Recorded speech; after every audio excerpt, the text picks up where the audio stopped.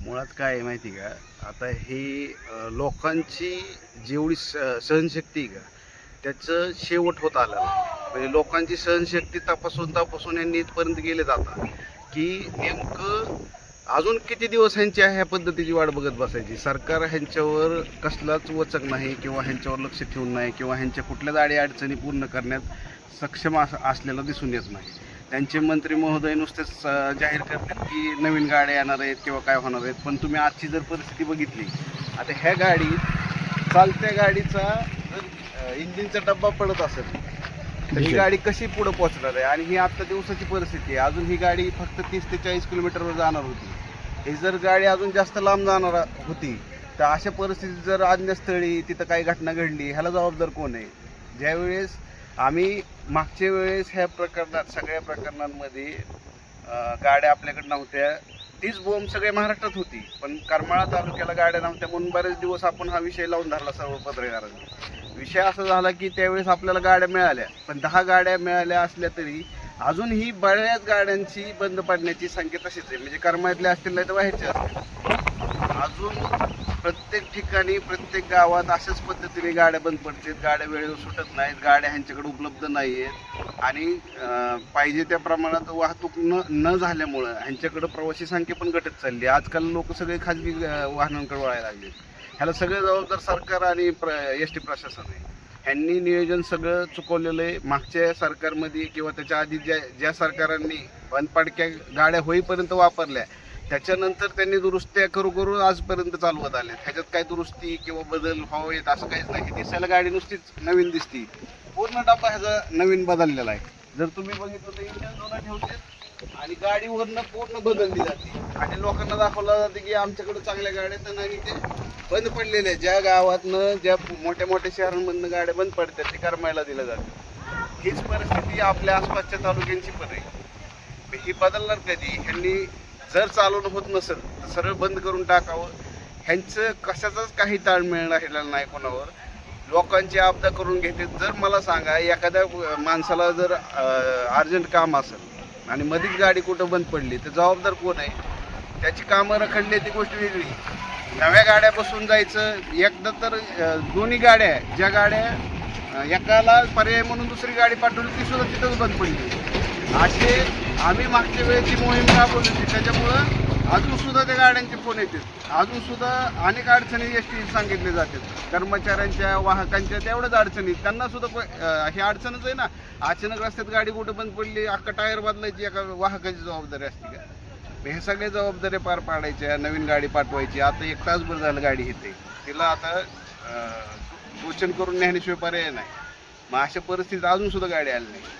मग अशा किती गाड्यांना तुम्ही ढकलत नाही? आणि हे सर्व नियंत्रण करण्यासाठी आगार प्रमुख नियंत्रक म्हणून किंवा आगार प्रमुख म्हणून व्यवस्थापक म्हणून काम करत मागणी केलेली असते. आमच्या गाड्या अशा अडचणीत, बऱ्याच जणांना चालकांना सांगितलेलं असतं की तुमची कुठलीही अडचण असली तर नोंद करायची नाही.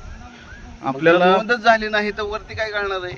प्रभारी व्यवस्थापक आहे सध्याच्या काळात आणि त्यांना जर अशा प्रश्नांबाबत विचारलं तर त्यांच्याकडून प्रवाशांना सांगण्यात आलं की मी नवीन आहे, मला अनुभव नाही. असा माणूस बसवला जातो तिथे की त्यांनी काय बोलला नाही बोलला काही फरक पडत नाही. मागच्या वेळेस जे अधिकारी होते त्यांनी असे टोलोटोलीची उत्तर द्यायचे. पण मुळात विषय असा आहे की त्यांच्या हातात बी काय नाही. ती काय करू शकते? त्यांना जर वरनच सामान देत नसतील, त्यांना जर वरनच गाड्या देत नसतील तर ती पण काय करू शकत नाहीत. ही सगळी यंत्रणा महाराष्ट्र लेवलला चलती, जिल्हा लेवलला चलती, पुण्यापासून चलती. ह्या सगळी यंत्रणा जी चालवतात ह्या लोकांना ह्या गोष्टी माहीत नाहीत असं आहे का? रोज काही ना काही घडतंय पण ह्याची नोंद कुठंच दिसणार नाही तुम्हाला. तुम्ही माहिती घ्या, आजपर्यंत किती गाड्या रस्त्यात बंद पडल्या ह्याची नोंद कुठंच मिळणार नाही. कारण चालकांना सुद्धा सांगून ठेवलेलं आहे की अजिबात गाडीची तक्रार अजिबात करायची नाही. गाडी चालू ठेवून कधी कधी जावं लागतं. गाडी बंद केली तर बंद पडून परत ढकल स्टार्ट करावं लागेल म्हणून काढली जात नाही बाहेर. अशी परिस्थिती गाडी आहे. मग ही चालवतात कशाला?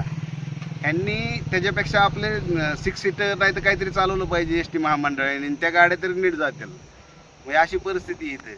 नवीन जी गाड्या आलेल्या आहेत त्या गाड्या लॉंग रूटला म्हणजे लांबच्या मार्गावर जाणे गरजेचे, कारण त्यायोगे रस्त्यात बंद पडायचे प्रमाण कमी होईल.